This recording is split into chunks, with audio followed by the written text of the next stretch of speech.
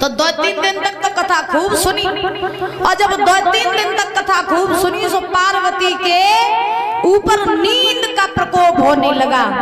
तो पार्वती सो गई। अब जब पार्वती तो सोई गई, लेकिन बाई गुफा में महाराज एक तोती का बच्चा मर कथा सुन रहा था। तो जब उस तोती के बच्चे ने देखा कि पार्वती तो सोई गई, अब भोले बाबा को अगर हुकारे न मिले तो फिर भोले बाबा कथा कहना बंद कर देंगे। तो पार्वती की जगह वो तोती का बच्चा हुकारे देने लगा, और जब हुकारे दिए तो क्या हुआ?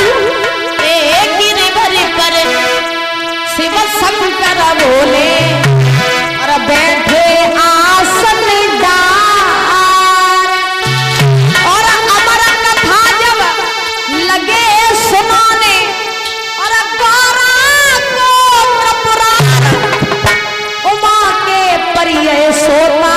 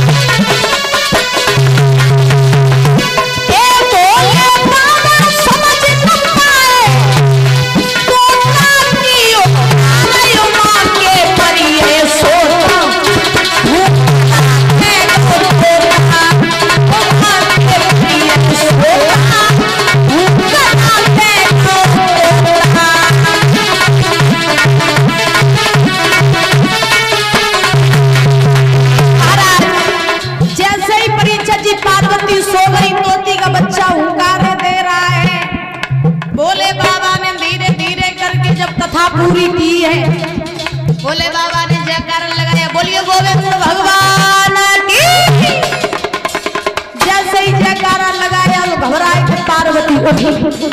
आपने देखा हो जब पंडाल में जब कोई सोए जा तो वो कবে जगत जब जयकारा बोलो जा, जब जयकारा बोलो जा तब जगत। अब आदि कथा तो नींद में चली गई।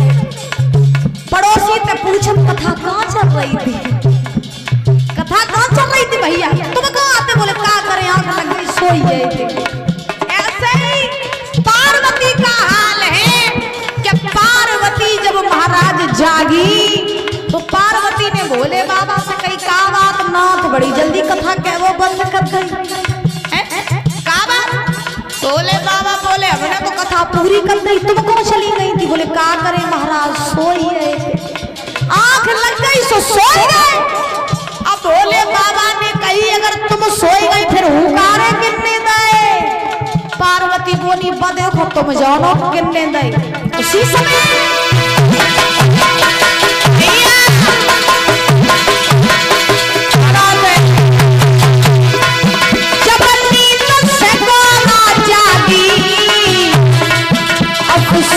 हुआ बड़ा भारी,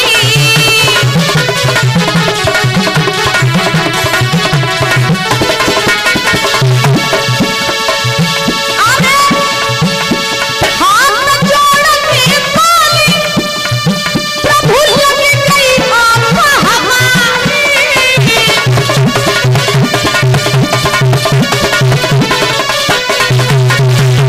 और आंधी कथा सुनी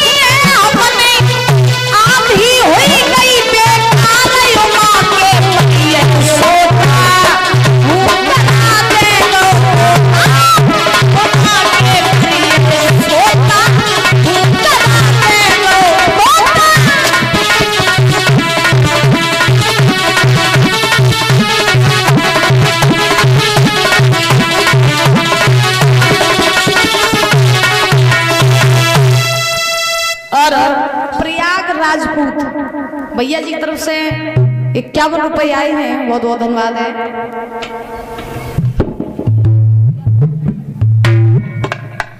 और इन भैया जी का एक भजन है तो आइए देखते हैं तो शब्दों में इसके बाद प्रवेश करते हैं।